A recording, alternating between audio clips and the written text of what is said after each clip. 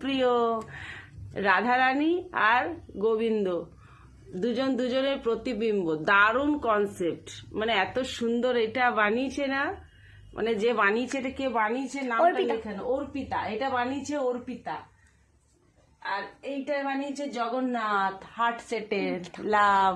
এইটা অঙ্কিতা বানিয়েছে, বলদেব, সুভদ্রা, জগন্নাথ। খুব সুন্দর কনসেপ্ট। আর এইটা বানিয়েছে